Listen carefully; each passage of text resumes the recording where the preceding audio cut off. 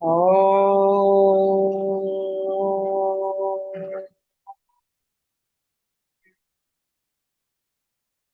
ఓ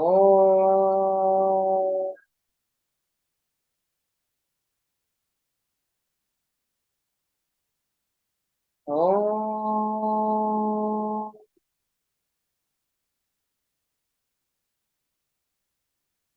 గురు బ్రహ్మా గురు విష్ణు గురుర్దేవో మహేశ్వర గురు సాక్షాత్ పరం బ్రహ్మ తస్మై శ్రీ గురవే నమః. నమస్కారం మాస్టర్. నమస్కారం మాస్టర్ ఈకే. నమస్కారం మాస్టర్ ఎంఎన్. నమస్కారం మాస్టర్ విపిఎస్. నమస్కారం మాస్టర్ సివివి. నమస్కారం మాస్టర్ సివివి. నమస్కారం master CVV to your lotus feet. Master CVV నమస్కారం టు యువర్ లోటస్ వాస్తవ్. లాస్ట్ టైం మనము ఎఫారిజం 94 మాస్టర్ గారు రాసిన తెలుగు వార్తనంలో చదువుకున్నాం. On inquiry, aphorism 94. On inquiry into a state of chronic disease, it is required to weigh the particular circumstances in which the patient may be placed in regard to ordinary occupation, mode of life, and domestic situation, etc. అంటే మనము chronic disease విషయంలో, అంటే దీర్ఘవ్యాధి విషయంలో మనము ఏమేమి ఇంకా extra enquiry చేయాలి, విచారణ చేయాలి అంటే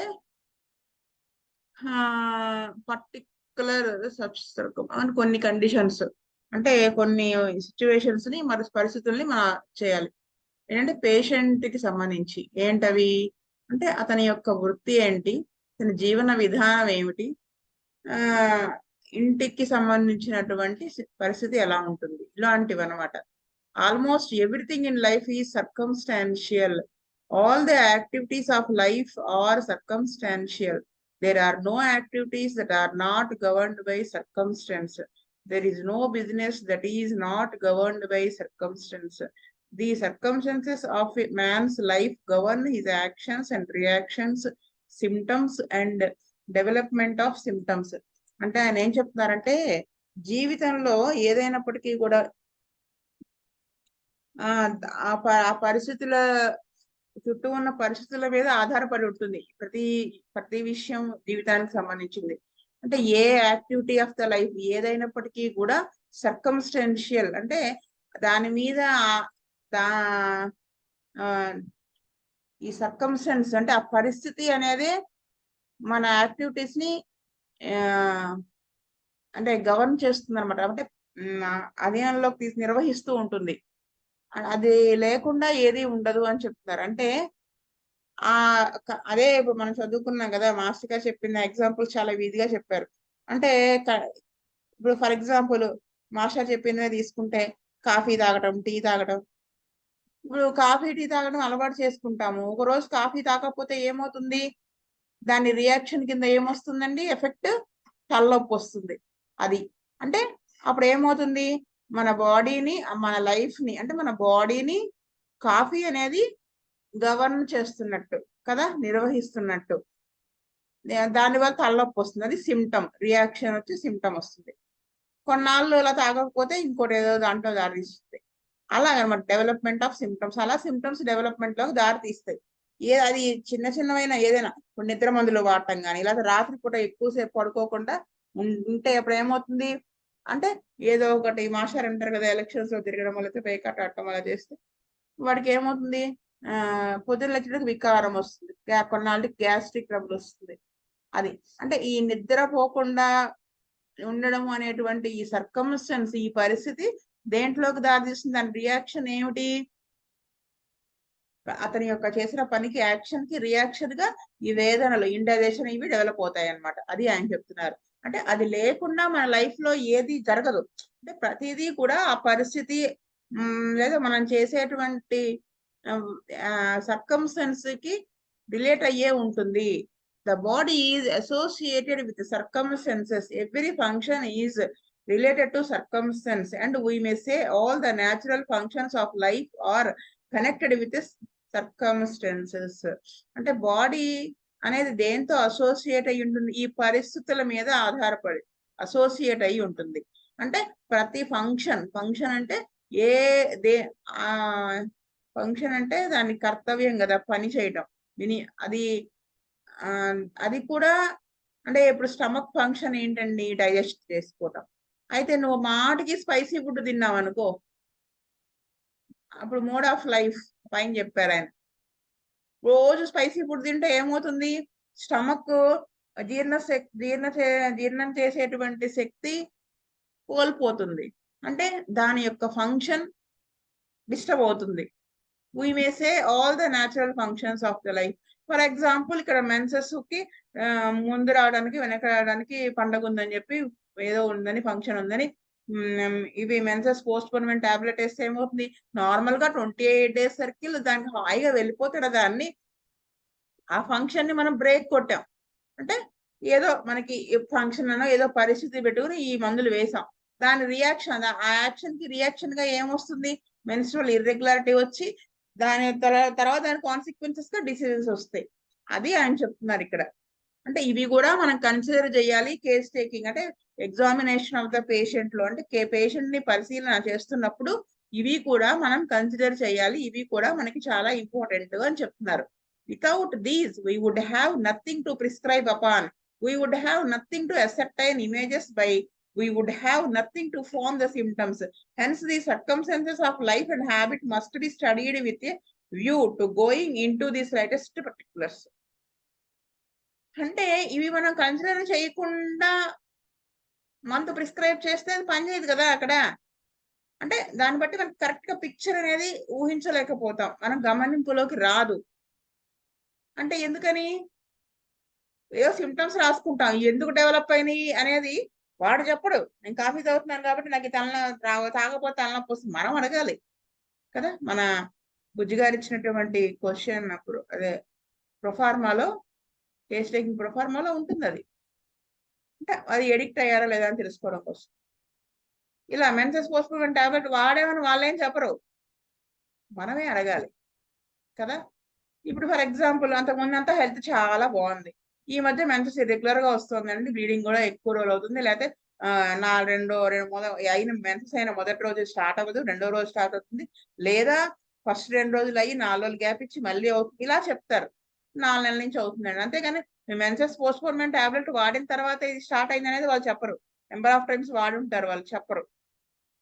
లేదా పిల్లలు పుట్టడం లేదని మన దగ్గరికి వస్తారు, కొత్తగా పెళ్ళైన 1 year 2 years తర్వాత. వాళ్ళు మెన్సెస్ టైం మ్యారేజ్ టైంలో మెన్సెస్ పోస్ట్పోన్మెంట్ టాబ్లెట్లు వాడుంటారు, అది బ్లాక్ ఏర్పడి ఉంటుంది, అది చెప్పరు.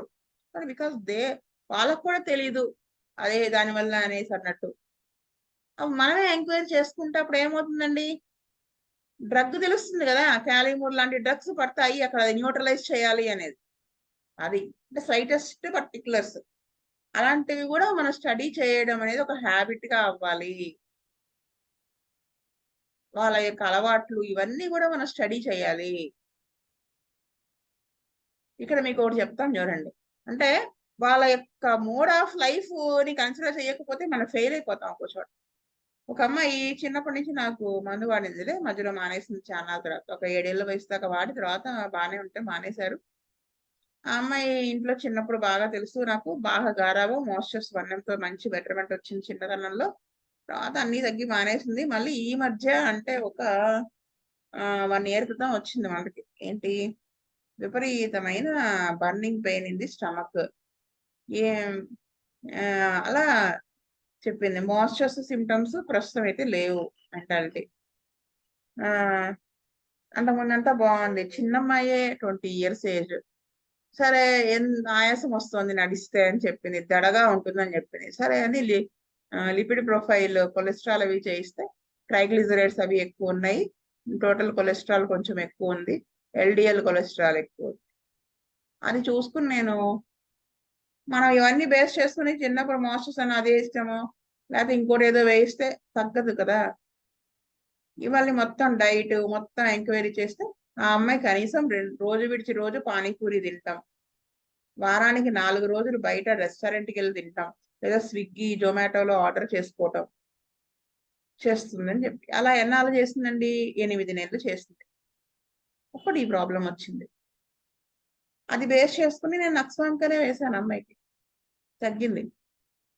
తర్వాత చెప్పారు వాళ్ళ ఫ్రెండ్స్ వాళ్ళు ఏం చెప్తే అదేనండి.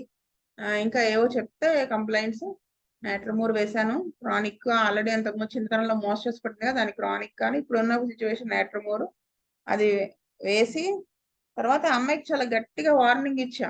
అది కూడా అవసరమే, పేషెంట్ రైట్ వేలో పెట్టాలి. మనం మందు వేసిన తర్వాత మనం ఏం చెప్పినా కొంత కాదు కొంత వింటారు. మందు వేయకుండా నువ్వు ఏం చెప్పినా ఆఖరికి బుజ్జిగారు అనేవాళ్ళు, నువ్వు కౌన్సిలింగ్ ఇవ్వదలుచుకుంటే ఇవ్వు మంచిదే, కానీ నువ్వు మందు వేసిన తర్వాత చెప్పు.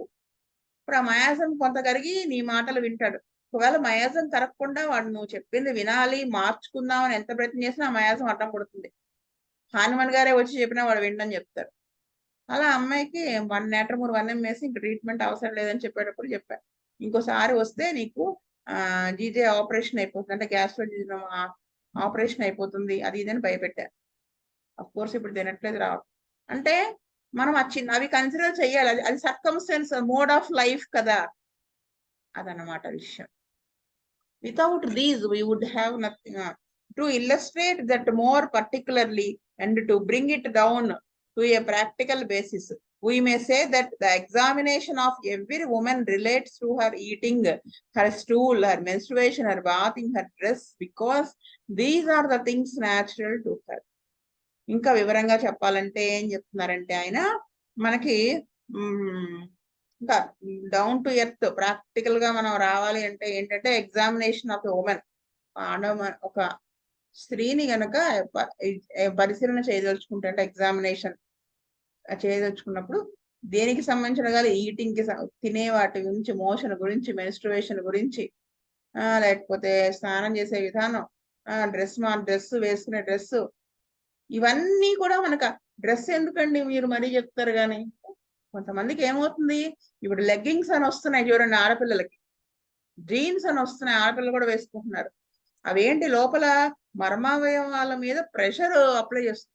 ఈ లెగ్గింగ్స్ ఇవన్నీ కూడా ఏంటి ఉలెన్ సంథింగ్ సిల్క్ అలాంటివి ఏదో ఉంటుంది కదా, టైట్ గా ఉంటుంది. అంటే ఆ మర్మావయవాల దగ్గర ఎప్పుడు తడి ఉంటుంది. ఎందుకు? బ్యాక్టీరియా అవి వాటికి అంటుకోకుండా అది అక్కడతో ఆపేయడానికి సంథింగ్, అది ఒక ఫిజియోలాజికల్ కండిషన్ అన్నమాట. వీళ్ళు లెగ్గింగ్స్ అవి వేసుకోవటం, అక్కడ స్వెట్ ఆరకపోవటము, సంథింగ్ డిస్టర్బెన్స్. అది కూడా మనకి వాళ్ళ లేదా టైట్ గా ఇన్నర్స్ కి బాగా టైట్ క్లోతింగ్ వేసారనుకోండి, అప్పుడు ఏమవుతుంది, అది ఆ బ్రెస్ట్ అవన్నీ కూడా విపరీతమైన పెయిన్ వచ్చేస్తాయి. కొన్నాళ్ళకి అవి సోర్గా అయిపోయి ఇన్ఫెక్ట్ అంటే ఆ సోర్నెస్ అలా ఎక్కువైపోయి అది ఇంకా అలా వాచడం అవి జరుపుతాయి. మనం ఎంత ఆర్నికాలు అవి ఇవి వేసినా తగ్గుతుంది, మళ్ళీ వస్తుంది కదా. మనం అప్పుడు ఏం చేయాలి గమనించుకోవాలి మనం. అది అని చెప్తున్నారు ఇక్కడ. డ్రెస్ అంటే అదనమాట. బాతింగ్ కొంతమంది ఉంటారు అసలు, నేను చూసాను చాలా మంది ఆల్టర్నేట్ డే స్నానం చేయడం, 2 రోజులకు ఒకసారి స్నానం చేయడం, లేదా స్నానం ఇలాంటి అలా వెళ్ళి వచ్చేయడం. లేకపోతే కొంతమందిని చూశాను, ఒక పిల్లవాడు అరగంట 30 గంట రుద్ది స్నానం చేస్తున్నాడు. ఎందుకంటే మొత్తం ఎంతసేపు స్నానం చేస్తే అంత ప్యూర్ అయిపోతావు అని చెప్పాడు ఎవడో ఫ్రెండ్. ఇవన్నీ మనకు కన్సిడర్, అలా చేస్తే ఏమవుతుంది, మనకి మాటకి నాని హెల్త్ డిస్టర్బ్ అవుతుంది. లేకపోతే రోజు తలస్నానం చేస్తారు, వాళ్ళకి హెల్త్ డిస్టర్బ్ అవుతుంది కొంతమందికి. ఇవన్నీ మనం కన్సిడర్ చెయ్యాలి, అది చెప్తున్నారు అనమాట. These are the circumstances in which her symptoms may come or may not come. Sorry conditions వల్ల వాళ్ళకి హెల్త్ ఎఫెక్ట్ అవ్వచ్చు అవ్వకపోవచ్చు. Until the woman is educated to eat she doesn't understand. అంటే మనము ఇలా అడగడమును ప్లస్ వాళ్ళని ఎడ్యుకేట్ చేయాలి. అమ్మ నువ్వు ఇలా టైట్ క్లోత్స్ వేసుకుంటే నీకు ఈ ప్రాబ్లం వస్తుంది, నువ్వు ఇది మానేయాలి, లేకపోతే ఫర్దర్ గా ఇలా ఇబ్బంది పడతావు. మగపిల్లలకు కూడా జీన్స్ అవి వాడితే ఇదిగో ఇలాంటి ప్రాబ్లమ్స్ వస్తాయి నువ్వు ఎక్స్ప్లెయిన్ చెయ్యాలి. అప్పటిదాకా వాళ్ళకి అలా అలా అండర్స్టాండ్ చేసుకోలేకపోతారు కదా, వాళ్ళకి తెలియదు కదా. What do you mean doctor she says, then I may say ఏమిటి మీరు చెప్పేది ఏంటి, అసలు ఎందుకు చెప్తున్నారు అలాగా అని అడిగితే అప్పుడు మనం చెప్పగలిగి ఉండాలి. ఏమని? You have given me these symptoms, you say you have headache, stomach ache etcetera. Now will you proceed to relate to me under what circumstances this headache appears, how it is affected by your changes in dress, by the changes in weather, how it is affected before, during or after your monthly indisposition, and so on. అది అంటే నువ్వు చెప్పావు కదమ్మా కడుపు నొప్పి వస్తుందని, తలనొప్పి వస్తుందని, అవి ఎటువంటి కండిషన్స్ మరి ఏ పరిస్థితుల్లో వస్తాయి, అవి దేనికి వస్తాయి, ఏమి అలా అన్ని మనం వివరంగా అడగాలి అని చెప్తున్నారు. Now these are the natural circumstances. In addition to these, another group of circumstances comes up. A group of circumstances somewhat different in relation to ordinary occupation. వీటితో పాటు ఇంకా కొన్ని ఎక్స్ట్రా కొన్ని గ్రూప్ ఆఫ్ ఇవి అడగాలని చెప్తున్నారు ఆక్యుపేషన్ కి సంబంధించి. Every person will have circumstances more particular than those in general. అంటే జనరల్ గా ఉండే దానికంటే కొంతమందికి కొన్ని కొన్ని వాళ్ళ వరకే ఇండివిజువలైజ్డ్ గా కొన్ని పరిస్థితుల వల్ల వాళ్ళ అయిపోవడం అనేది ఉంటుంది అనమాట. Occupation will make changes in the circumstances of young women. ఆడవాళ్ళలో కూడా ఈ వృత్తి దాని వల్ల కూడా వృత్తి అనేది వాళ్ళ ఈ పరిస్థితుల వల్ల కూడా వాళ్ళకి హెల్త్ ఎఫెక్ట్ అవుతూ ఉంటుంది. ఎలా అంటే ఇప్పుడు అసలు ప్రెగ్నెన్సీ లేడీస్ అండి 9th మంత్ వచ్చి లాస్ట్ ఇంకా డెలివరీ డేట్ దాకా వాళ్ళు సాఫ్ట్వేర్ జాబ్ చేస్తారు. అక్కడ వాళ్ళకి వర్క్ టెన్షన్ ఉంటుంది. ఇవన్నీ బేబీ మీద ఎఫెక్ట్ పడతాయి కదా. నేను ఈ మధ్య అది కూడా కన్సిడర్ చేసి అడుగుతూ ఉన్నాను, నువ్వు ఎన్నాళ్ళ దాకా వర్క్ చేసావు అంటే బేబీకి ఒక్కోసారి వాడు హెల్త్ ఎఫెక్ట్ అయ్యి డిస్టర్బ్డ్ గా ఉంటే కనుక నేను అడుగుతున్నా. ఇవన్నీ అనమాట ఆక్యుపేషన్. ఇప్పుడు ఇంకా ఏంటి, ఇంట్లో ఒక ఒక లేడీ ఉందనమాట, మొన్న ఈ మధ్యనే బ్యాంక్ ఎంప్లాయీ. తనకి ఫస్ట్ బాబు పుట్టాడు. వాడికి 6 months అంతే 6 months 6 months వాళ్ళకు ఏమో ఇస్తారు బ్యాంక్ వాళ్ళకి మెటర్నిటీ లీవ్. ఇంకా ఆవిడేం చెప్పిందంటే నాకు ఇవేం చెప్పకుండా నాకు 15 రోజుల నుంచి ఊరికే ఏడుపు వచ్చేస్తుందండి, ఏ పని చేయలేకపోతున్నాను, విపరీతంగా ఏడుపు వచ్చేస్తుందని చెప్పింది. ఎందుకు వస్తుంది అని మళ్ళీ అన్ని అడుగుతాను, ఇంట్లో అన్న గొడవలు పడ్డారా మీ ఇద్దరు, అయితే బాబు హెల్త్ బాగానే ఉంది కదా, ఇవన్నీ అడుగుతా. అత్తగారు వాళ్ళు ఏమన్నా ఇవన్నీ అత్తగారు అంటే అత్తగారు వాళ్ళు ఏం రాలేదు, వాళ్ళు ఏం అనలేదు, వాళ్ళిద్దరే ఉంటారు అనమాట ఇంట్లో. మరి బాబుని మీకు బ్యాంక్ వెళ్తున్నారా అంటే ఒక 10 days నుంచే వెళ్తున్నారు. మరి ఇంట్లో ఎవరిని పెట్టారు అంటే మెయిడ్ని పెట్టాము. అప్పుడు డౌట్ వచ్చింది, ఏమన్నా బేబీ గురించి అని ఆలోచిస్తున్నారా? వెంటనే ఏడ్చేస్తుంది బోర్న. బేబీని బాబు వదిలిపెట్టి వెళ్ళాలంటే చాలా బాధ వేసేస్తుందండి, అది ఇదని. దాన్ని బేస్ చేసుకుని ఇగ్నిషియా వేస్తే సెట్ అయింది. అంటే యూజువల్ గా ఏంటంటే హౌస్ వైఫ్ కి వర్క్ ఉంటుంది కాదనట్లేదు, ఈ వర్కింగ్ ఉమెన్ కి ఆ వర్క్ స్ట్రెస్, పొద్దున్నే ఆఫీస్ వర్క్, పిల్లలు పంపడం, ఇవన్నీ కూడా పడతాయి. ఇవన్నీ కూడా మనం కన్సిడర్ చేయాల్సి వస్తుంది. ఇంకొక అతను ఉండేవాడు సాఫ్ట్వేర్ ఎంప్లాయ్, ఎప్పుడూ టెన్షన్, వర్క్ టెన్షన్ ఉంటుంది, జాబ్ టెన్షన్ ఉంటుంది, స్ట్రెస్ ఫీల్ అవుతూ ఉండేవాడు. ఎన్నిసార్లు లైకోపొడి వేసినా తగ్గుతుంది, మళ్ళీ వస్తుంది. నువ్వు వేరే జాబ్ మారు, లేదంటే ఇంకోటి ఏదైనా ఆల్టర్నేట్ చూసుకోమని చెప్పాను. ఎందుకంటే అది ఒక సర్కమ్స్టెన్స్, దాని వల్ల వస్తుంది. అది నెమ్మదిగా ఏదైనా దీంట్లోకి తీస్తే ఇండిజిస్ పొజిషన్ లోకి వెళ్తే ప్రాబ్లం అవుతుంది కదా, అలా అన్నమాట. అది ఆయన చెప్తున్నారు ఇక్కడ. She may be standing upon the floor of Wanamaker's store all day, and this has produced a condition of prolapses, or she may lead to a sedentary life at her work as seamstress, or she may be at some other occupation, the circumstances of which will develop her psoric manifestations. అంటే supervisor లో పనిచేస్తూ ఉండొచ్చు, లేకపోతే అలా కూర్చునే పని చేయడం అదొకటి స్ట్రెస్, టైలరింగ్ లాంటి పనులు చేయడం, లేదంటే ఇంకేదైనా ఆక్యుపేషన్, లేకపోతే రోజు పొద్దున వెళ్ళిన దగ్గర నుంచి నుంచునే ఉండి సాయంత్రం దాకా 8 hours నుంచునే వర్క్ చేయడం. ఇప్పుడు షాపింగ్ మాల్స్ వాటిల్లో వాళ్ళంతా చేస్తారు కదా, అలాంటివి. దీనివల్ల ఏమవుతుంది, నెమ్మదిగా అది సోరిక్ మేనిఫెస్టేషన్ లోకి డెవలప్ అవుతుంది. అదే కదా చెప్తారు, ఫాల్స్ ఎక్యూట్, తర్వాత ఎక్యూట్ డిసీజ్, ఫాల్స్ ఎక్యూట్, తర్వాత అది సోరా అనేది వస్తుంది. ఇవన్నీ చెప్పుకున్నాం కదా మనం. అలా వచ్చేస్తుంది. అలా సోరా మేనిఫెస్టేషన్స్ స్టార్ట్ అవుతాయి. ఈ సిచ్యువేషన్, ఈ పరిస్థితిని దృష్ట్యా మారకపోతే. మోడ్స్ ఆఫ్ లైఫ్ అంటే దాంట్లో పని చేయకూడదండి అంటే చెయ్యకూడదని కాదు, ఒక మ్యాక్సిమం బ్యాక్గ్రౌండ్ ఉంటుంది కదా, దానికి మనం కొంతసేపు కూర్చొని కొంతసేపు రేక్ చేయమని అలా మనము చెప్పడం, దాన్ని బేస్ చేసుకుని మనం మందు వేయాల్సి రావడం చేయాలి. Modes of life mean a great many different things.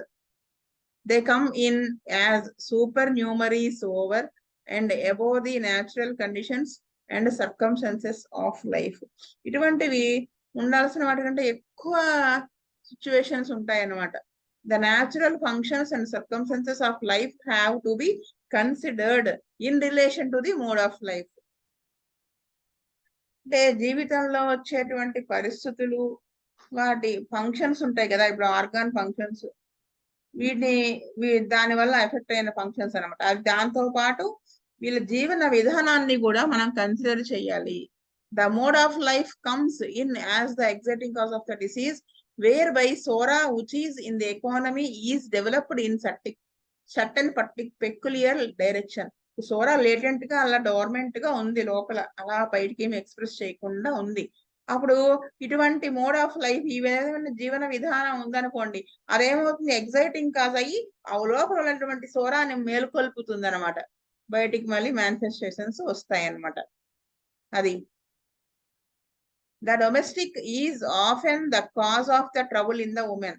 Usual గా ఇంట్లో ఉన్న సిచ్యువేషన్స్ అవి కూడా ఆడవాళ్ళకి ట్రబుల్ ఇవ్వడానికి కారణం అవుతాయి. There may be a marriage to a man who is intemperate with her sexually. అతనితో ఏమన్నా సెక్షువల్ రిలేషన్ లో కూడా ప్రాబ్లమ్స్ ఉన్నా కానీ హస్బెండ్ తో వైఫ్ కి, she may have A domestic situation that cannot be cured and it must be examined as to it's permanency and the prospect of removing it. అంటే మనం ఎగ్జామిన్ చేసి వాటికి మందులు ఇవ్వటము, క్యూర్ చేయటమే కాకుండా ఆ ప్రాస్పెక్ట్ అంటే దానిని మనము రిమూవ్ చేసేలాగా ఉండాలి. థింగ్స్ దట్ కెన్, అంటే నువ్వు ఇలా చెయ్యకు, ఇలా చెయ్యాలి, ఇలా మనం గైడ్ చేసేలా ఉండాలి. Things that cannot be removed will develop Sora in a peculiar direction. అది మనం గనక అవి రిమూవ్ చేయలేనటువంటి సిచ్యువేషన్స్ ఉన్నా, రిమూవ్ అవ్వకపోతే సోరా అనేది డెవలప్ అయ్యి అది ముందుకి స్టేజెస్ వారీగా ముందుకు వెళ్ళిపోతుంది. All these circumstances ought to be examined to discover if there is anything that could give birth to and keep up the disease, so that by its removal the cure may be facilitated. అంటే ఈ circumstances అన్ని మనం పరిశీలన చేసి, కనుక్కొని పరిశీలన చేసి నెమ్మదిగా మనము దాన్ని రిమూవ్ చేయడానికి మనం ప్రయత్నం చేయడం ద్వారా క్యూర్ అనేది సాధ్యమవుతుంది, దేనికి, వ్యాధికి సంబంధించి అని చెప్తారు. ఇది chapter. Next we will go to next chapter.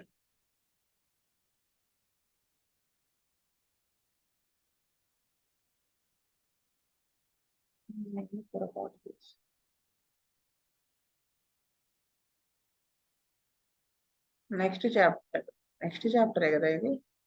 92, 94 చదివాం కదా. అవునండి. ఇందాక చదివింది 25 26 ఎందుకు వచ్చింది వాళ్ళు. 22 24 అయిపోయింది, 25. Lecture number 25. Organon aphorism 92. The patients generally call attention to the commonest things, while it is the strange and peculiar things that guide to a remedy. The symptoms most covered up from observation of the physician are often the things guiding to the remedy, but finally they leak out in some way. The symptom is of such a character that the patient says of it, I have always had it and I did not suppose that it had anything to do with my disease when asked. అంటే 92 ఎఫారిజం అంత master గారి దాంట్లో చదువుదాం ఒకసారి. మందుల శక్తి చే మార్పులకు గురి చేయబడని వ్యాధులను నయము చేయుట చాలా సులువు. మందుల వేదనలతో కలగాపులగము చేయబడిన వ్యాధులను నయము చేయుట చాలా కష్టం. అంటే ఇక్కడ చూడండి, patients generally call attention to the commonest things. అంటే వాళ్ళు ఏవైతే గమనించారో, అంటే ఈ ఫిజికల్ సిమ్టమ్స్ వీటి గురించే ఎక్కువ అటెన్షన్ పే చేస్తారు, వాళ్ళు సఫర్ అవుతున్నారు కాబట్టి. ఈ స్ట్రేంజ్ పెక్యులియర్ ఉంటాయి కదా, ఏవైతే డ్రగ్ సెలెక్ట్ చేయడానికి ఉపయోగపడేటువంటి సిమ్టమ్స్ ఉంటాయో అవి వాటికంటే కూడా ఆ symptoms most covered up from observation of the physician. మనము ఆ పేషెంట్ ని ఫిజిషియన్, ఆ డాక్టర్ అబ్జర్వ్ చేసి చేయడం ద్వారా అది కనుక్కొని రాసుకుని అవి అలాంటివే డాక్టర్ ని డ్రగ్ సెలక్షన్ కి గైడ్ చేస్తాయి. ఏదో ఒక దారిలో అవి లీక్ అవుట్ అవుతాయి. అంటే మనము వాటిని ఆ కేస్ టేకింగ్ లోనే ఉంటుంది ఆర్ట్ అంతా కూడా. అంటే పేషెంట్ ఏం చెప్తాడు, అసలు దీని వల్ల ఇది వ్యాధికి కారణం అని కానీ, ఇది వ్యాధితో రిలేటెడ్ అని కానీ నేను అనుకోలేదు, అసలు ఇది ఎప్పటి నుంచో ఉంది నాకు అంటాడు. When asked why did you not tell me that before, ముందే ఎందుకు చెప్పలేదు అని అడిగితే ఆవిడ ఏం చెప్తుంది, I did not suppose that amounted to anything, it is so trivial. అంటే ఇది చాలా చిన్నది, అంత ఇంపార్టెంట్ అని అనుకోలేదు నేను, అందుకే నేను చెప్పలేదు అంటుంది. The physician often hazards a remedy. He feels he must make a prescription but has no reasonable grounds for thinking he has found the remedy, because the patient's story has been so confusing and the symptoms that he has obtained are so common and ordinary, such as all remedies possess. అంటే ఇది మనం కనుక్కోలేకపోయి ఉంటే doctor ఆలోచన అనేది reasonable గా ఆలోచించకపోతే ఏమవుతుంది, ఆ drug correct గా కనుక్కోలేకపోతాడు. అంటే గ్రౌండ్స్ కి వెళ్ళి ఫండమెంటల్ గా వ్యాధి ఎక్కడి నుంచి మొదలైంది, ఎలా ప్రయాణించింది ఇదంతా కనుక్కోలేకపోతే, అంటే పేషెంట్ చెప్పనివి, అంటే అవి ఇంపార్టెంట్ అనుకోకుండా వాళ్ళు చెప్పలేకపోయినవి మనం కనుక్కుని ఎంక్వైరీ చేసి ఆ పేషెంట్ రాయకపోతే మనం కన్ఫ్యూజ్ అయిపోయి ఆ సిమ్టమ్స్ కామన్ సిమ్టమ్సే ఉంటాయి ఎక్కువ. అప్పుడు మనం గమనించుకొని పెక్యులర్ సిమ్టమ్స్ గమనించుకోకపోతే మనం కరెక్ట్ గా క్యూర్ చేయలేం కదా. With such a foundation, he cannot have any assurance that he has the remedy. And although he may have hazarded several remedies in the case, the patient comes back uncured month after month and year after year. ఇటువంటి దాంతో కనుక మనము ఉంటే కనుక మనము ఈ మందుతో తగ్గిపోతుంది గ్యారంటీగా అని అనలేము. చాలా డ్రగ్స్ కామన్ సిమ్టమ్స్ అనేవి చాలా డ్రగ్స్ లో ఉంటాయి. ఇప్పుడు హెడేక్ అనేది అగ్రివేషన్, డే టైం చాలా ఉంటాయి కదా డ్రగ్స్. అంటే లేకపోతే టేరింగ్ టైప్ ఆఫ్ హెడేక్ అని, ఇలాంటివి చాలా ఉంటాయి. స్టాబింగ్ టైప్ ఆఫ్ పెయిన్ అని చాలా ఉంటాయి. వాటిలో అప్పుడు ఏమవుతుంది, మనము కరెక్ట్ గా మనం మెసేజ్ చేయలేకపోతాం పీక్యూఆర్ఎస్ సిమ్టమ్స్ లేకపోతే. అప్పుడు ఏమవుతుంది, కేసు నివారణ కాకుండానే మిగిలిపోతుంది. నెలలు గడిచేటప్పుడు, కొద్ది సంవత్సరాలు గడిచినప్పటికీ కూడా. These symptoms that are withheld and seem to be so obscure, so difficult to obtain, are the very ones that the patient thinks do not amount to anything. అంటే ఏమవుతుంది, ఇవి అలా క్యూర్ కాకుండా అలా ఉండిపోతాయి అన్నమాట, చాలా డిఫికల్ట్ గా అయిపోతాయి అన్నమాట. అంటే పేషెంట్ చెప్పాలి అనే తెలియకుండా సిమ్టమ్ ఉండడం వల్ల, what seems to him to be the little symptoms are very often characteristic of the disease and necessary for the choice of therapy. అది ఎలా ఉంటుందంటే, ఇంత చిన్న చిన్న సిమ్టమ్సే ఒక్కొక్కసారి తరచు కూడా ఒక వ్యాధి అంటే హోమియోపతిక్ గా క్యారెక్టరిస్టిక్ అవుతాయి, ఇంపార్టెంట్ అవుతాయి, అవసరం అవుతాయి. ఏది డ్రగ్ సెలక్షన్ లో. లెట్ మీ ఇలస్ట్రేట్ ఇట్ అన్నారు, దాని గురించి వివరం చెప్తాను అంటున్నారు ఆయన. అది ఇప్పుడు ఎకనైట్ ఈకే గారు వేశారు కదా క్యాన్సర్ కేసులో, course that is incurable case అని ఎలా వేయగలిగారు? ఆవిడ చెప్పిన డిస్క్రిప్షన్ కదా, ఒక పీక్యూఆర్ఎస్ సిమ్టమ్ చెప్పింది, 100 తేళ్లు అక్కడ ఉండి కుడుతున్నట్టుగా ఉంటుందని చెప్పింది ఆవిడ. అలా మనం పట్టుకోగలగాలి. వాళ్ళకి తెలియదు చెప్పాలని, ఎలా ఉంటుంది ఆ పెయిన్ అంటే చెప్పుకుంటుంది ఆవిడే. సో కేస్ టేకింగ్ ఎంత ఇంపార్టెంట్ అనేది చెప్తున్నారు ఆయన. స్వస్తి ప్రజాభ్య పరిపాలయంతాం న్యాయేన మార్గేణ మహీమహీస్. గోబ్రాహ్మణేభ్యः శుభమస్తు నిత్యం లోకా సమస్తా సుఖినో భవంతు. లోకా సమస్తా సుఖినో భవంతు. లోకా సమస్తా సుఖినో భవంతు. ఓం శాంతి శాంతి శాంతి. వాసుదేవ వాసుదేవ వాసుదేవ వాసుదేవ.